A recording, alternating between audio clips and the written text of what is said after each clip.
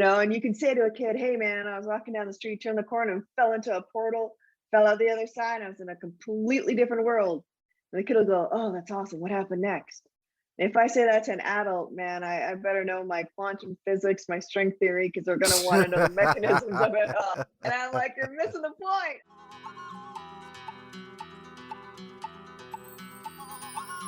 Hey everyone, this is Kim O'Neill from the Every Day's a New Day podcast and live show, and you're listening to the Going North podcast with the hilarious Dom Brightman. Be sure to subscribe to his show so you don't miss any episodes, and remember, every day is always a new day.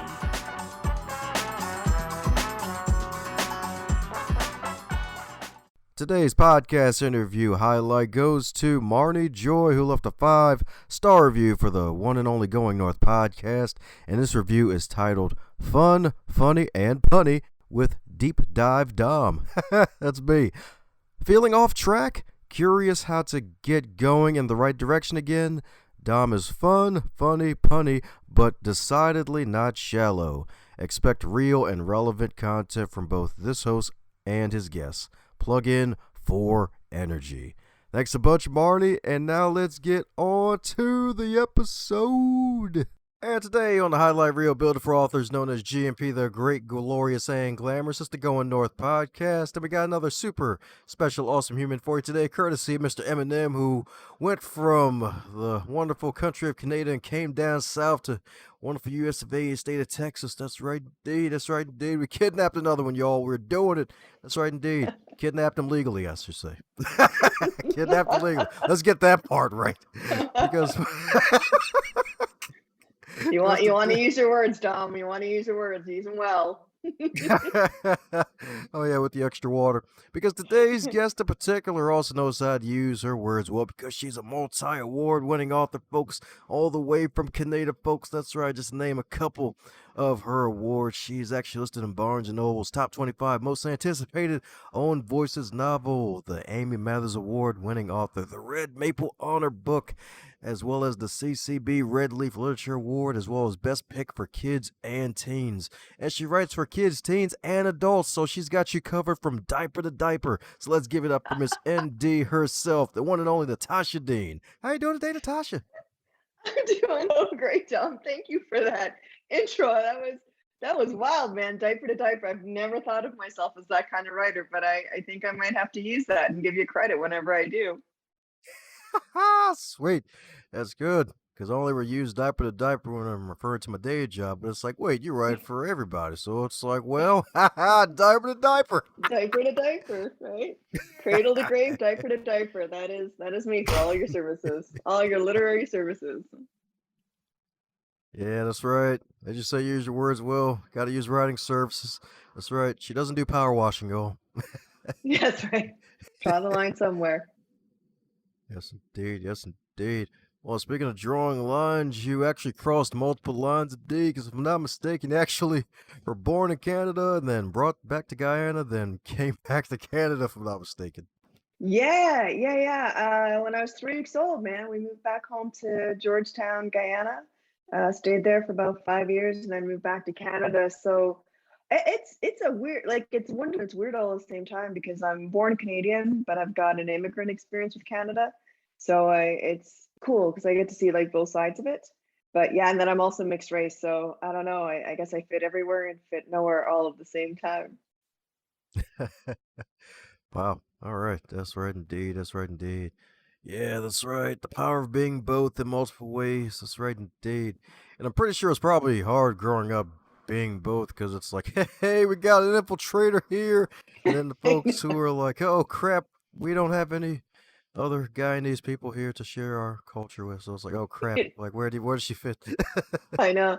Well, I wonder about that, right? Because I think like any one of us who where we have another culture of any kind, whether you're immigrant or not, right? It's like there's the way of being at home versus the way of being when you're out in the world, and sometimes those two cultures don't necessarily mesh up well together, right? And I was thinking about, like, you're growing up, and Caribbean culture, man, you don't backtalk your elders, you don't question your elders, like none of it. And then in Canadian circles, like yeah, of course you question your elders. And I was like, wow, what does that feel like? What does it even look like? Right? Like, wow, that's amazing. Yeah. Oh yeah, that's right. Yeah, I think it's more of those who are closer to caramel and chocolate. We don't question the parents as opposed to the marshmallows. They get the question. It's like, hey, what you doing questioning me there, buddy? And then you wake up next week later. It's like, oh wow, all right, what happened? Like you're a week Well, behind homework. I got knocked into next week. I guess I won't ask any more questions. yeah. Yeah, yeah. Well, it's funny. I got a friend who is Greek, and she said the same. She was like, "No, you never question your elders. Whatever they say, you just go, yeah, okay." And you do, right? You do whatever they tell you to do if you know it's good for you. Yeah, yeah. That's across a lot of cultures, I guess. Hey, Ah, there we go. So I guess it's just us Westerners over here then, with yeah, our I modern guess. thinking. Our modern and progressive ways. And all of us oldies look down at the kids and we were like, man, you guys are so lucky. You don't even know how lucky you are. Back in my day, right? I was walking uphill to school both ways. Yeah, Exactly. Freaking 10 miles. Front 10 front and miles. back, up and down. Heck, some of them Hmm. 50 miles. Right? In the snow and the blistering heat all at the same time. That's just how hard things were back then. That's right. And an alligator if you're in Florida. That's right. That's right. Although the kids might still get the gators, I don't know. I think it's probably so but now they got cell phones nowadays to call for help, right? Just they got cell phones and hopefully some kind of an escape route. So Ah, yeah, definitely right. Hope there's an escape route indeed. So my goodness, how'd you find your escape route of writing?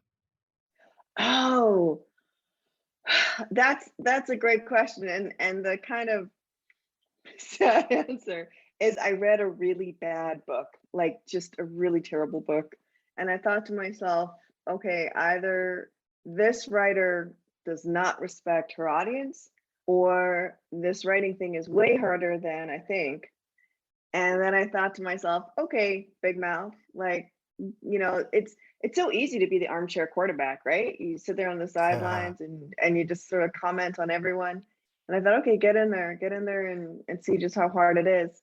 And I did. And I mean, like I'd always kind of wanted to be a writer when I was a kid, and I remember reading Gordon Corman's This Can't Be Happening at McDonald Hall when I was 9, and on the back cover it said he'd published it when he was 13. And Oh I was wow. like, wow, how does that even happen? I mean, you're asking your teachers and your librarians and your elders, but it's like the 1980s. There's no internet. There's no, they're all looking at you like, no, we got no clue. And I thought, okay, well, writing must be like a lottery. And then, fast forward to this terrible book. And I thought, okay, I'm gonna do this. And this time, luckily, there was the internet and there was a lot more resources online and in libraries. So I just dove in. That was about 2003. I started writing as a hobby, I guess, and I found out I was right on both counts. Writing is way harder than I think most of us give it credit for. But I was also right because rule number one is you got to respect your audience, and she did not. She did not. Ah, that's right indeed. That's right indeed. Respect your audience indeed, y'all. That's right indeed. Gotta be thankful for all the listeners of the Going North podcast indeed, because it wouldn't be 500, well, truthfully, 600 plus episodes, and if it wasn't for the listeners who tune in indeed. And that's actually kind of interesting how that started. It's like, oh God, this book is so bad. I could do better than that. It's like, let me give it a good old college try. Yeah, yeah, and you're like, this is way harder than I thought it was going to be. Why did I think I could do this? But yeah, you know what it is because I mean when you think about what writing is a weird and wonderful literary trick, right? You take something that's only existing in your head, you put it down on the paper and these weird little symbols we call letters that, come together to form words and sentences and paragraphs and pages. And then you hand those pages off to someone else and suddenly everything that was in your head is now in their head. And you don't got to be in the room, you don't even got to be in the same time zone, nothing. And that is like super cool. Yeah, it's a lot of work. And I heard an author say one time that hard writing makes easy reading. And I think about that when the writing gets rough. like just keep going, man, because you want it to be a smooth read for your readers. So push in and dig in. Oh yeah, making Salt and Pepper proud. That pushing. That's right, Yeah, indeed. push it good, right? Yeah, That's right. Pull out the butter if you need to. Keep it to extra smooth. that's exactly it. Uh, well, speaking of pushing real good, you've been pushing out, my goodness, all sorts of content indeed for all the genres. So, my goodness, like, did you start off writing for kids and then you moved over to the grown ups, or was it for the grown ups and you're like, grown ups are too beaten by Yeah. life. Let me go after the kids like Disney does? Yeah, you know what? I started, for all the listeners out there who are interested in making writing a career, it's a real interesting mix of being artistic and being business minded, right? Because you will be a company of one and you will be a business of one because you're going to be the CEO and the secretary and the gopher and the marketer and everybody in between. So like I said, I started as a hobby in 2003 and then decided I wanted to make a real like serious go of it in about 2006-ish, 2005. And then I did my research and I found out that adult romance was the market that had the widest door open for new writers and unagented writers. And so I started writing romance because, well, who doesn't love a good romance?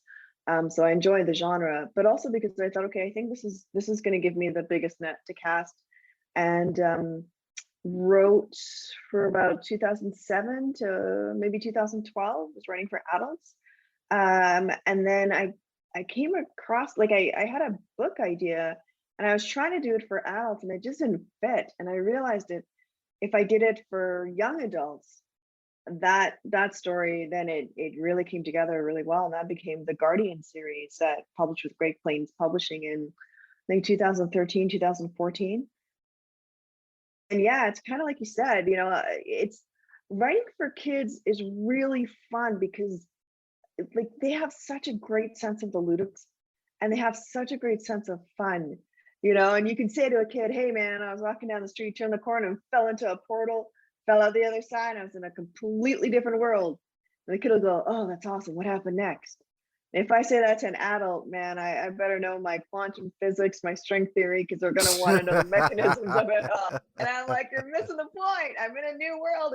Yeah, yeah, but like, was it time travel? And how does that fit with this and that? You know? So yeah, writing for kids is really fun.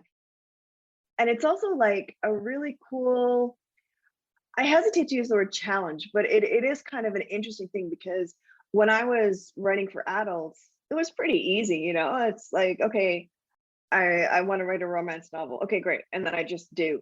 When you write for kids, you are not just writing for kids because there is no such thing as kids, right? They break down age groups. There's 0 to 2, 3 to 5, 6 to 9, 9 to 12, 12 to and then 12 and up. But even within those groups, they're going to break down 12 to 15, 15 to 17. And each of those categories have different developmental needs, different content you can have. So you have to really know your audience really well. And within those groups too, I mean, you've got kids who are going to be reading above grade, kids who are reading at grade, and then kids who in Canada we call them striving readers. So there are kids who might be in grade 6 but they're reading at a grade 3 level, and so maturity wise and content wise, they're teenager 12, right? But reading level, you have to make those stories with a simple vocabulary. You've got to keep the plot line linear, and it is a really cool thing, Don, because kid writers, we are teaching kids through our stories. Like we teach them how to read. We are teaching them story structure. We're teaching them metaphor and allegory. And if we're doing it right, they grow up to be the adult readers that then the adult writers get to connect with and have fun with. So it's a pretty good show I have. I gotta say, man, no complaints. Oh, wow, that's what I'm talking about. So, my goodness, a 20-year writing anniversary, per se, in a way, coming soon, huh? Yeah. Yeah, certainly. Yeah, you're right. I mean, I think 2027 would be like the official. But yeah, I guess this year would kind of be like the year my 20th anniversary of being like, what a horrible book. Surely to goodness, I could do better than this. Yeah, not arrogant at all. Not naive and arrogant at all, Donna. Not even a little bit. Well, hey, that's the power of the springtime of youth. It's where you have that feeling of invincibility and you believe you know everything. And then if life hits you hard enough, as it usually does to everybody, it's like, oh, wow, It's I ate true. too much. Yeah. I think what is it? You hit your late 20s, your early 30s, and you're just kind of looking for an adult who's more adult than you are, who can tell you how to adult properly, right? You I was thinking about that today actually, like when you're a kid, there's always someone older than you to tell you like, "Oh no, it's going to be fine. Everything's fine. Don't worry. Don't worry about the monsters under bed. Don't worry about the dark." Then you become a grown up and you're like, can someone tell me not to worry about the monsters under the bed? Can someone please come to my house and tell me to stop eating Oreos for breakfast? Because that ain't right, man. But no one's telling me that. My mom's 3,000 miles away. She doesn't know, right? There you go. That's What is right. she gonna do? She's 3,000 miles away. I got a head start running.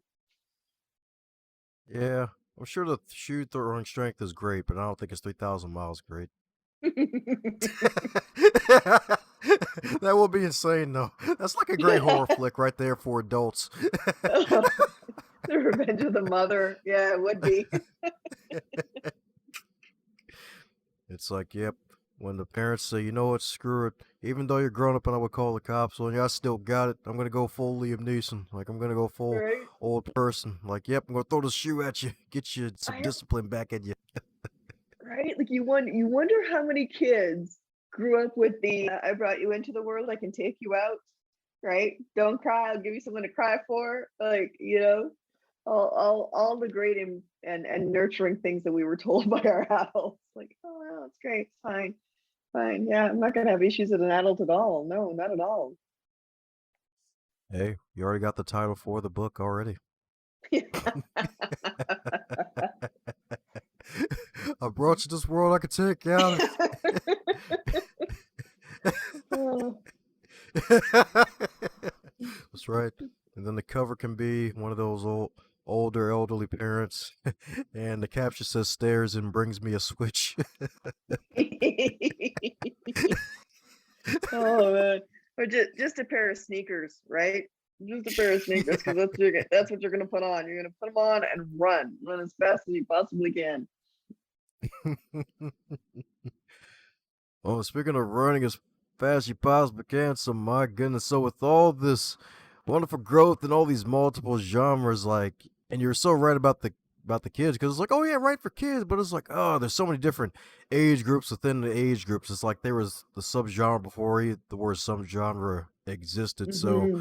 what was the hardest part about making those transitions? Because you got so much content out there. Like if somebody's pressed one button and bought all your books, and be like, ha ha, light bill, baby. Maybe. Yeah, no, uh, you know what?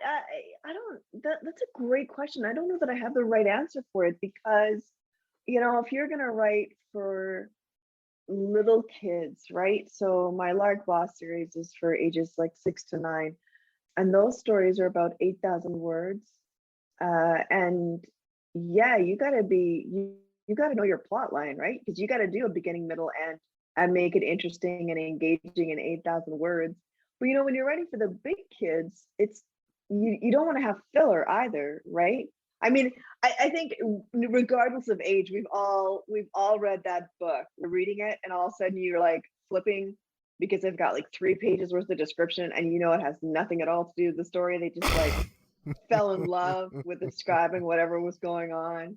And you're like, yeah, that's interesting, but I really need to get to the story, right? Like, get me back to the characters, get me back to the story problem. But yeah, I mean, like I think every age category is gonna have its challenges. Can you tell that story in a really short space? Can you tell that story using smaller sentences and more simple vocabulary? Can you tell that story and make it creepy enough for the 17-year-olds, but not so creepy that they're all going to go into therapy, like those kinds of things. So yeah, no, I love the challenge of it all, right? Like when you're thinking about, okay, what defines the fantasy genre, what defines the mystery genre, and then the cool thing with being a writer is you get to read other people's books and call it research, and you get to sit around watching TV, and when anyone asks you what you're doing, you're like, oh, it's research. I'm researching dialogue, right? Everything. And I was teaching summer camp last month, and I made the kids laugh because one of them said, I'm really struggling with dialogue. How do I write really great dialogue? So I was saying to them, well, yeah, I mean, sit down on your favorite show, close your eyes, and then just listen to how your characters get their story across just with dialogue. Because TV understands you're doing other stuff, right? Like you're going to be on a device, you're cooking or cleaning, you're doing your homework. So they know you're not necessarily watching the screen. So they have to get that story across with characters talking. They have to get personality across with characters talking. So I said, go ahead and do that. And then, find a show you've never watched before and do the same thing and see what do you learn of characters by the end of like the first episode. And by all means, like, if your guardian comes into the room and asks what you're doing, tell them you're doing research. And a professional author said, yeah, this is research, and then I said to you, and I said, the next time you're out, just, eavesdrop. Because it's really, I mean, people speak in such different ways and in such different styles, and I said, you can learn a lot just by sitting in a court and just like catching these phrases that come by and how people, get their point across, and I said, but that one for sure, you want to be real careful. You want to be real careful when you're eavesdropping on people. Don't make it obvious, man. But if anyone gets kind of caught, you just no, I'm a writer. I'm researching. I swear, it's not creepy at all, But no, it is funny. I remember, we have dogs. My husband and I, we were walking in the off leash area, and they must have been doing some kind of construction because the city had come in and there was this big giant, enticing hill of like gravel and dirt. And, there was no kid that could resist it. There was no dogs that could resist it. I'm sure there was a lot of adults that really wanted to be able to give in to the urge to like run up that hill. And there was this little kid. It was like a Sunday afternoon. So it's quite busy, and people are moving around with their dogs and stuff. And there's this kid and he's halfway up and he's, I don't know, maybe 4 or 5, and his mom is there. And you can tell by the body language they're having a debate of some kind, and you already know what the debate is, right? Mom's like down the hill, and this kid is like, nah, man, I don't want to. So as we're getting closer, yeah, you can hear mom, right? Honey, come on, get down. No, I'm almost at the top, mom. No, you're gonna get dirty. Like, come on down.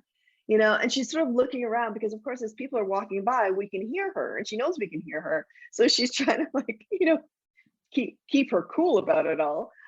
So she's got these like, no, honey, come on down. You're gonna get dirty, and it's okay. We can wash my clothes later.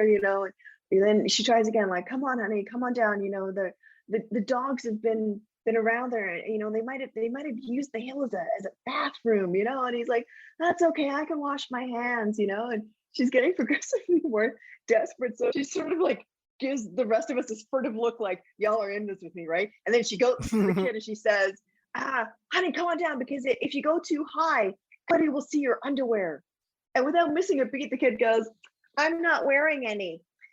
That was not, and she just went like beet red from the neck up.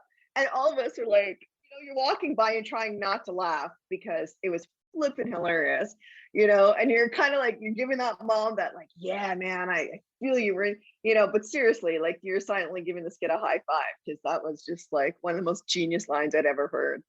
And it was such a good, like, I sort of tucked it in my back pocket as a writer, the unexpected response. And what does that look like? And at that point in time, mom was like, nope, I'm done. And she just like ran up the hill, grabbed him and yanked him down. I was like, we're gonna go home now, and then just sort of like toddled off. But that was just one of the fun. I'm not wearing any. Yeah, because you would be at the age where you're dressing yourself. She has no idea. And what a place to find out. The off leash area, on a Sunday afternoon when it's super crowded and busy, that's what you want your kid to say out loud. You know. There you go. Sun's out, buns out, I guess. Let me stop. Yeah, I guess. Man, So out of indeed. the mouths of babes, right? Any one of us who've been around little kids, it's unreal the things that come out of their mouths. And you're just like, this is a gold mine. This is amazing. Where do you come up with this stuff, man? You're genius. Oh yeah, that's right. Gotta love the kids when full innocence and they just have no care in the world and they don't have the training yet by society. It's Mhm. like, oh wow, no underwear, oh no filters. No Darn, filters. Well, yeah. they're my Well, new life coach now. yeah, it's true. Well, I tell you what, as a writer, it's a great, like I do a lot of school visits and stuff through the year as well, and they don't like your book or they don't like something that's happening in your book, man, they are gonna tell you. I never worry about wondering whether how my readers feel, like my actual audience readers feel about my books. I'm not talking about the adults who are buying for the kids, but the actual kids, because yeah, they'll tell you. And I love listening to, like, if we're sitting around, they're like, oh yeah, I started reading this one book and then I put it down. And it's really interesting to listen to, like, why is it that they're putting the stories down. And I know with like YA, it was really interesting because they were talking about how it was a group of kids and they were just saying, like, a lot of the YA they read, especially the contemporary YA, and one of the girls said, she's like, none of this stuff is real. She's like, I don't know any parent that would allow their kids to be behaving like this. I don't know any parent that is that absent from their kids. And then someone else was like, yeah, like, where are the parents in these books? They're like, my parents don't leave me alone at all. And all the other kids are like, yeah, man, it's so true. And I was thinking to myself, yeah, because and this is a couple years ago, so I don't know if the stats are still right, but I remember a couple years ago they were saying that the primary readers of YA fiction were adult women. And I thought that was really interesting, because how you would write for an adult woman is very different than how you would write for a teen, or like a teen, a female teen. And I think about that whenever I hear people sort of bemoaning the fact that, kids these days don't read. And I think, well, is it that they don't read, or is it that they're clever enough when they're picking up some of these books to know they're not really the audience and they're just not going to play around? They're not going to waste their time with something that wasn't really meant for them, and I think that's a very efficient use of your time. Oh, bingo indeed. Funny enough, a colleague of mine I used to work with, she actually read nothing but like YA fiction because it's more exciting than grown-up fiction. You know what? It's true, because like, why middle grade? Well, I mean, all kid literature. One of the big things is about like independence and identity. Those are the two themes that kind of weave their way through, no matter kind of which audience level you're writing for, but especially in YA, when you're talking about like that coming of age story. And they really are, they're larger than life. They believe that they deserve their happy ending. They believe they're going to get their happy ending. And a lot of adult novels I read, um I find they're sort of like these characters are living these lives of sort of quiet desperation. You know what I mean, Dom? Like, they're they're in an unhappy marriage, they're in an unhappy job, and they're kind of like, well, I guess this is what I've got to do to survive. And if that was YA, that kid would like set fire to the world. They would never stick around for a job they didn't want. They would never stick around for a significant other they didn't want. So yeah, it's that rebelliousness, right? The force of will win over reality is what I think is so invigorating about kid literature, and especially YA literature. Yeah. That's right, indeed. That's why grown-ups are just bigger kids. That's all it is. Just bigger kids with bills and responsibilities. It's true. Yeah, bigger kids, and we're the ones who got to figure out what we're having for dinner, right? That's right, indeed. That's right, indeed. It's like crap. I should really cook this food myself, but it's like I'm too darn tired from the 9 to 5. It's like I know. Uh, Toast will do. Cereal is a good standby. Cereal's always a good standby. Oh yeah, that's right. Breakfast for dinner, baby. You'll love to see Yep. it and taste it. It's true. It's fast, it's easy. Rinse out the bowl, it's there for the next morning. Heck yeah, that's right indeed. That's right indeed. So my goodness, so since you've been on a bit of a podcast tour promoting all the good stuff you're doing in the world of putting the pen to the paper and distributing out to all the folks from diaper to diaper, is there a question Mm. that you wish you'd be asked more often? Um, that's a great question. No, not really. I will say this though. I get asked a lot, emerging writers, right? Or hopeful writers who want to be published, and they're very keen to know, like, how do I get published and how do I get an agent? And I always think like, yeah, those are definitely prudent questions.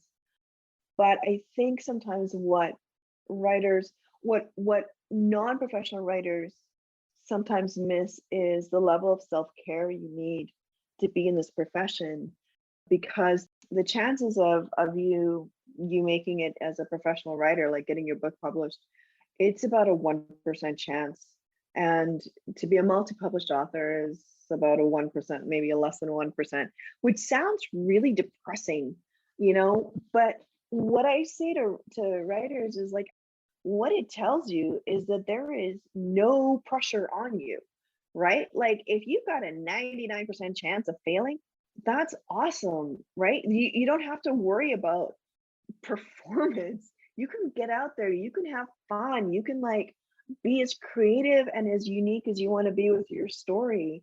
But also, yeah, like when you start submitting and you start with those queries, maybe you will luck out. I've had friends who first book they ever wrote, first publisher they ever sent to, they got it, right? They just nailed that lottery. I've had friends who were on Twitter with like oh shoot, what's the hashtag? I think it's pitmad, where you pitch out your book and have had offers of multiple representation. So certainly, there's always a chance you can luck out.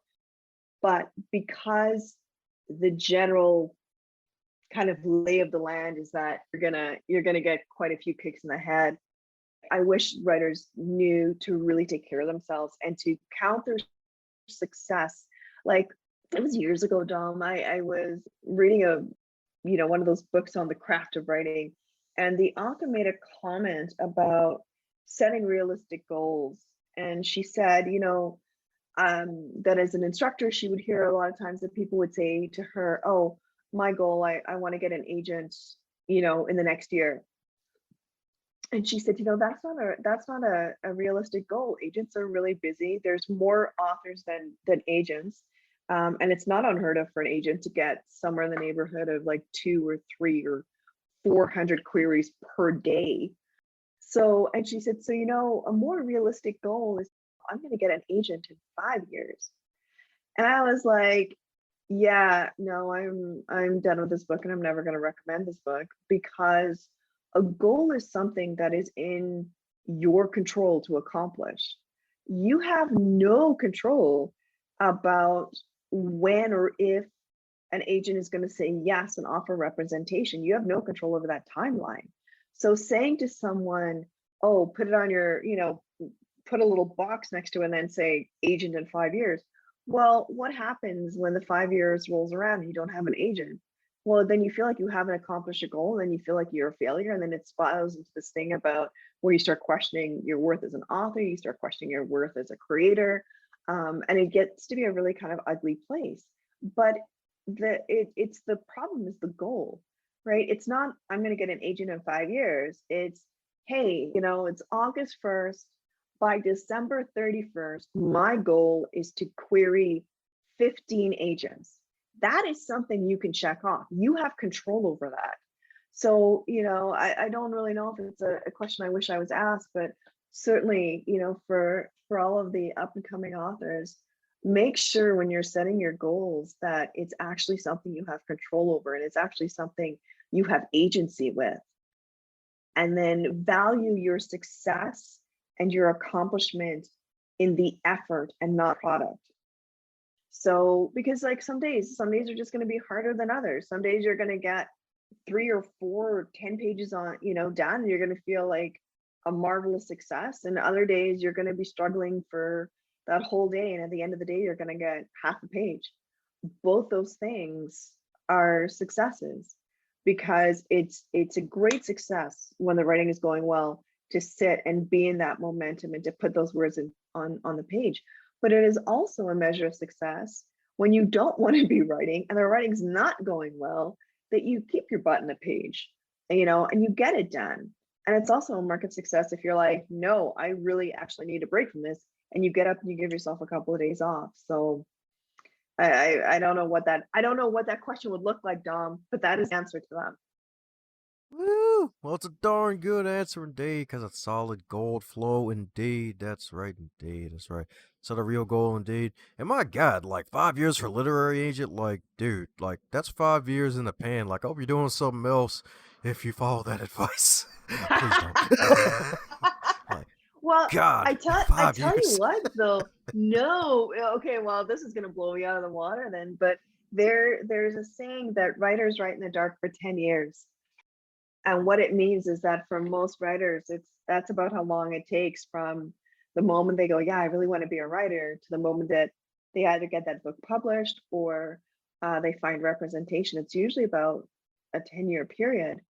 Now with self-publishing, you don't have to wait for someone else to say yes.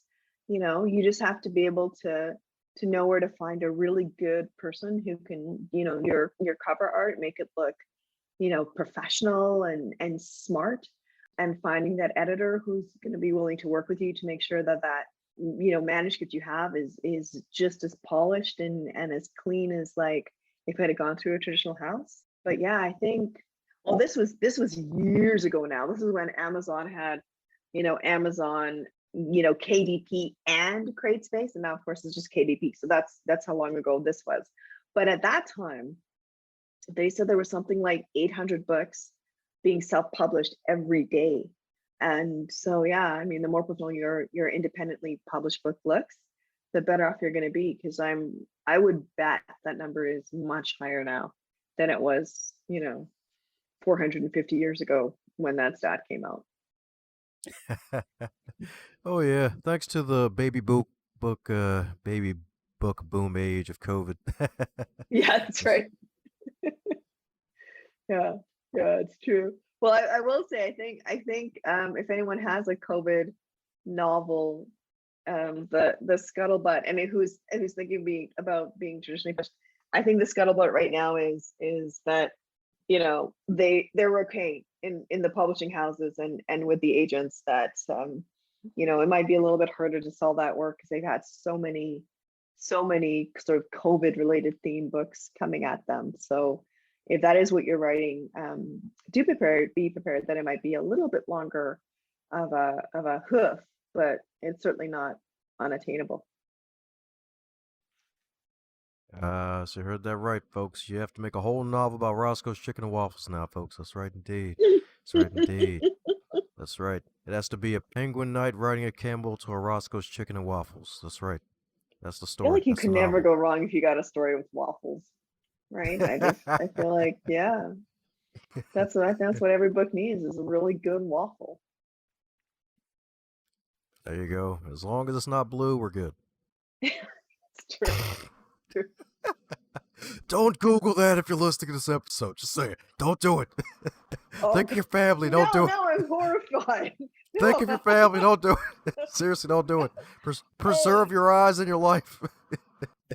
Oh, no. A cat has 9 lives and it loses one when it looks that up. Don't do it. Now I'm definitely afraid. even she's coughing down because of it. Yes, right. That's right, indeed. It's totally not the Kush. Let me stop. It's totally not the Maple Leaf Muscle Kush. That's right. Uh, Oh man. So you mentioned self care earlier. So what do you do for self care, Natasha? Oh, I do a lot of watching BBC mysteries. There's something, just very soothing about watching these people solve mysteries in the 1960s. I mean, like, goodness, love it. Lots of walks. Nature's a really great way to, if you can get out into just a place where you're not hearing traffic. It's a really great place to be. Reading, obviously, and I got a really great network of friends, and I got an amazing husband. So just sort of spending time with good people and good food and laughter. I think that's really great. And sleep. Oh, friends, I cannot over stress the importance of getting a really good night's sleep, especially as writers. Like, well rested, man, you're gonna find you are far more creative when you've had a good night of sleep than when you have not. But I think that kind of goes for everything, right? Like a good night's sleep sort of solves a lot of problems for us. So yeah, those are just some of the things. And I got pets, so you can't overestimate the soothing ability of rubbing a furry tummy and feeding them all the treats they want. That really is my primary job. I got to be honest. It's just like, oh, do you need a treat? Yeah, okay, I'll give you treats. Do you need a tub? Yeah. Yeah, no, I don't need to write. Like, we can live on love. That's fine, right? That's cool. Oh, well, I'm gonna watch Miss Marple and just like you go ahead, use my lap as a pillow. Go ahead and sleep, and it's fine. It's cool. I'm cool with that. That's right, all the meows for no reason. It's right. That's right indeed. That's right indeed. That's right indeed. All the meows. So, in speaking of tummies, if your marvelous book, and at the time of recording, the latest one, if I'm not mistaken, is Millie and the Great Drought. So, if that book was a food, what would it be and why? Oh, Meal in the Great Drought. I want to say some kind of potato dish. I was thinking like maybe scalloped potatoes, like comforting and warm with a little bit of tang in it, right?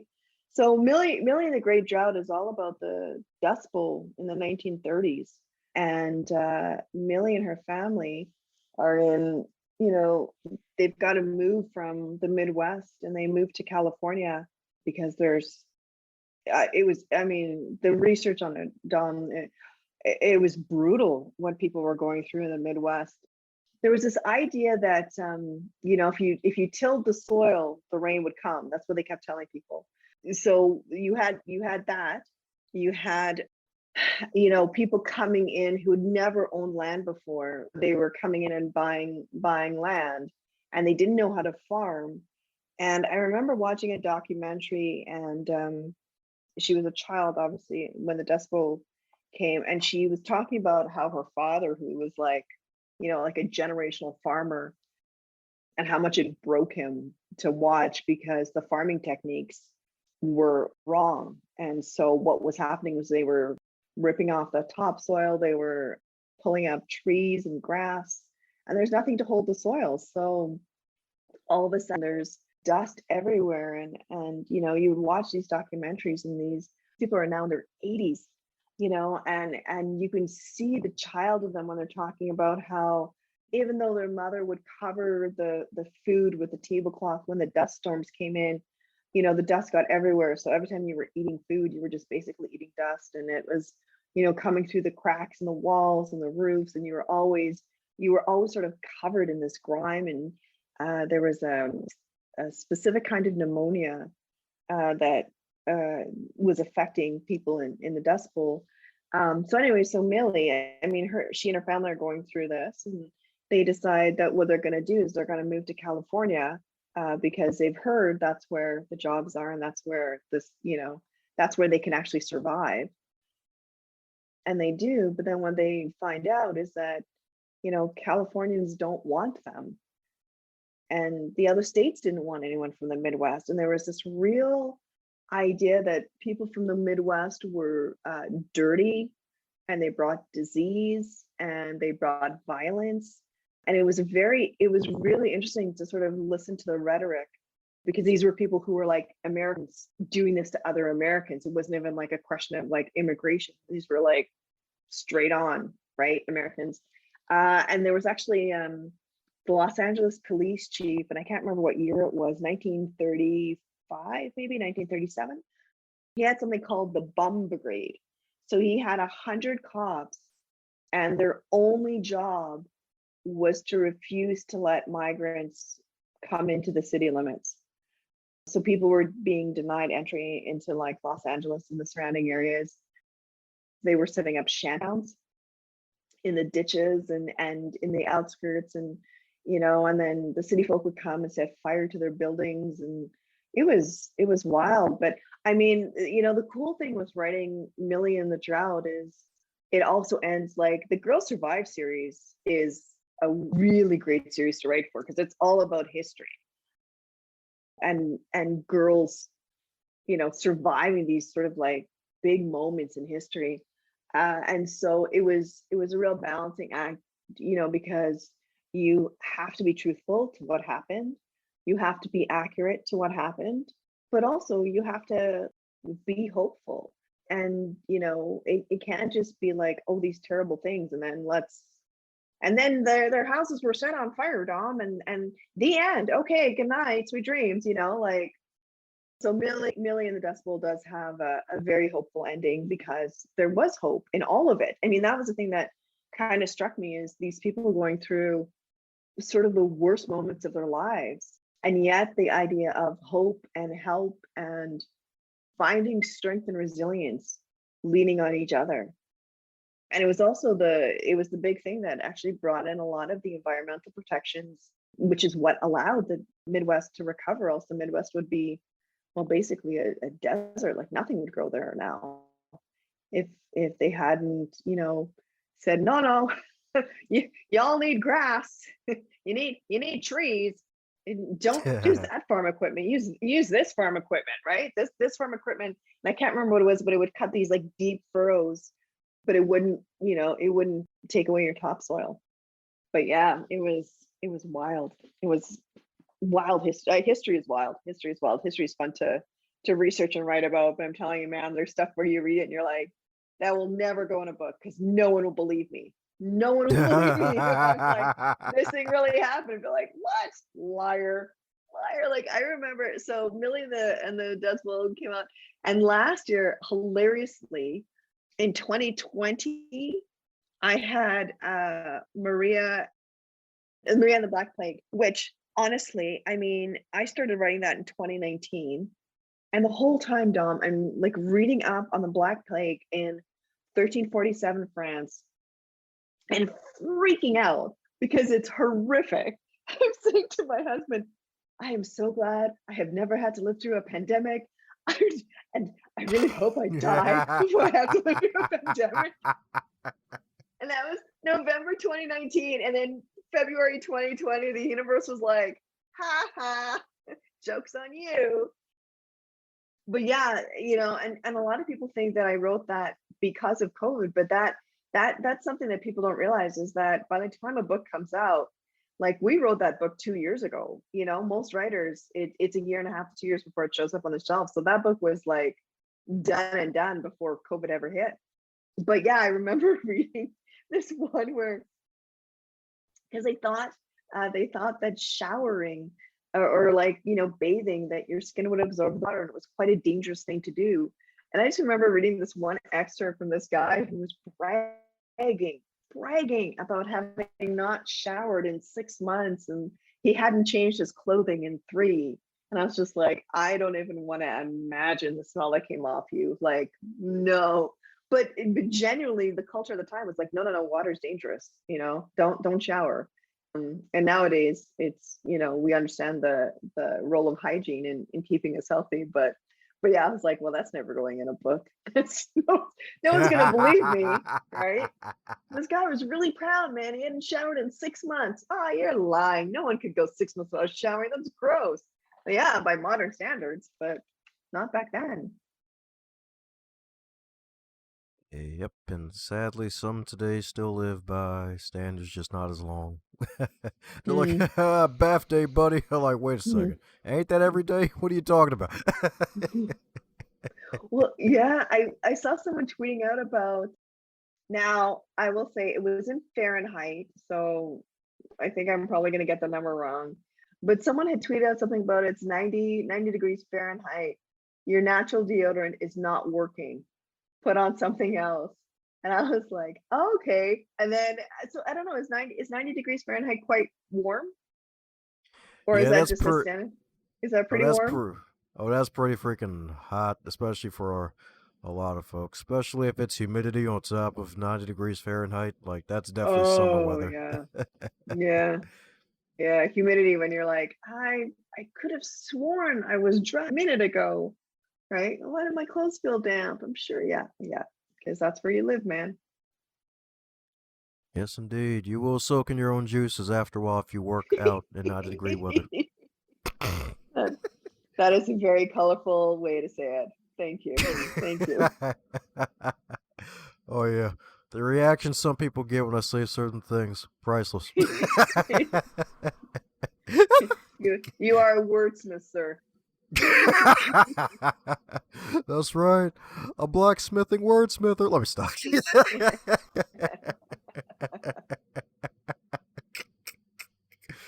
Oh. Oh. That's right, indeed. Well, you're welcome back anytime on this freaking podcast. It's been fun on the freaking bun, all the honey buns. Oh. Well, thank you very much, Dom. This was a lot of fun. I really appreciate you having me on, and thank you to your listeners. Thanks for joining us and probably hearing way too much than you ever wanted to know about the Black Plague. But there you go, man. That's our parting gift to you. But yeah, this was a lot of fun. Thanks for having me. Oh, it ain't pardon yet. You ain't get the magical question yet. Or at least the Oh, true magical question. oh dang. See, I was hoping to like brush it off. Okay, okay. I'm waiting for the trap door. Go for it. Oh, it ain't the trap door. It's just a normal question. Don't worry, you'll be fine. You're just I don't going back trust you, seven. man. You're just going back 7 years. It's fine. So if you're to wake up tomorrow and you're 25 again, but you're in 2022 with all of your knowledge and experience, what advice would you give to yourself? Be happy, right? Do what's going to make you happy. Don't do what society says you're supposed to do. And whether that means, and if I can sort of generalize to all of us, I mean that if that means don't take the traditional job, you know, don't take the house, have the kid before you get married, never have kids, never get married. I was thinking about that, a lot of times we say that to kids, right? What do you want to do when you grow up? What do you want to do? And I think sometimes what we should be asking ourselves is, what do you want to be? Right. And I think most of us just want to be happy. Luckily for me, I'd still end up where I am because I'm so flippin' lucky to be an author. I can't even like I can't even believe it. I think, my 9-year-old self right now is probably, if I could go back to her, she would just be giving me all the high fives because we did it. But yeah, I would just be like, do whatever makes you happy. Do what makes you feel strong and content. And if the world follows, and the world follows, and if the world doesn't, what do you care? You're happy, right? Woohoo! That's right. That's what I'm talking about while the world's on fire. Woohoo! I'm happy, baby. Yeah! That's right.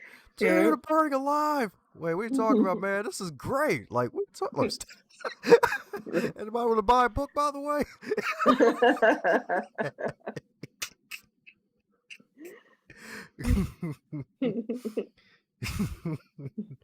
That's right, folks. Don't worry, be happy. That's right, indeed. Don't worry, be happy. That's right, indeed. That's right, indeed. Find your happiness. Write that book. That's right, indeed. Mhm. Become the Prince Charming. Become the princess who becomes the queen with 2 crowns. 1 crown is overrated. You got to double up. That's right. That's right. That's That's right, right. for no reason. That's right, indeed. And then ride a camel instead of a regular horse. Quite the image. I love it. That's right, indeed. With a penguin as your cupbearer and an apple pie, no reason. On the other side of the throne. I like it. Or a And a cup blueberry of if you tea, man. prefer. Cup of tea. You gotta have the cup of tea. You can't not do without a cup. Ah, that sounds terrific.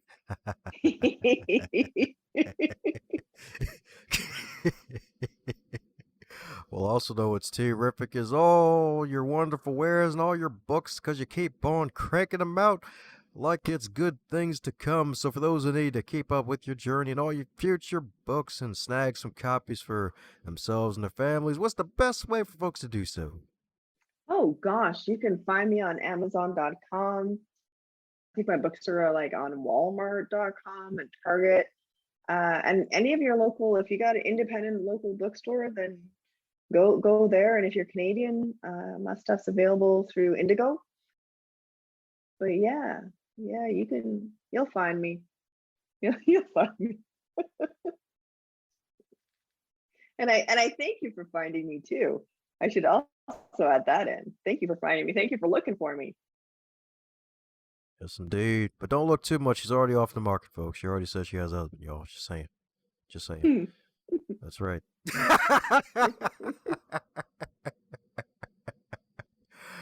Oh, man. That's right indeed. That's right indeed. So there you have it, folks. Reach out to the ND, not the NDA, y'all. That's right indeed. That's right indeed. She's got you covered. She's the dean of all the books, baby. That's right. She's got you covered from diaper to diaper. That's right indeed. That's right indeed. That's right. She's like a walking rainbow author because she's got all the genres covered, y'all. I'm telling you, she's like, man, I got a book for you. Oh, shoot, they a tween. Oh, I got something for you. Oh, dude, they're a senior citizen. Oh, I got something for you too. Yeah, I got something That's for the right. growing up struggling. Like, yeah, heck, the Hmm. women reading the YA fiction because the adult stuff is too real. Like, nah, man, give me that YA fiction. Like, she got the hookup. Hmm. She got the homie Hmm. hookup for you via the books. That's right. Nice. That's right indeed. That's right indeed. So check out all of our wares. We're gonna put all the stuff to those wonderful things in the show notes indeed. So any parting words before we close up shop, Natasha? No, no, Dom, thanks for having me. Friends, thanks for joining us. And to all my fellow writers out there, keep going, friends. Keep going. We're gonna make this work. Thanks a bunch for tuning in and setting aside some of your time to listen to this wonderful podcast going north. If you really enjoyed what you heard, do me a solid and share this with your network and someone that you care about that would get something out of it too. And be sure to subscribe to hear more. And heck, even check out the backlog if you would like, because there are hundreds of episodes to choose from, and they just keep getting better and not butter.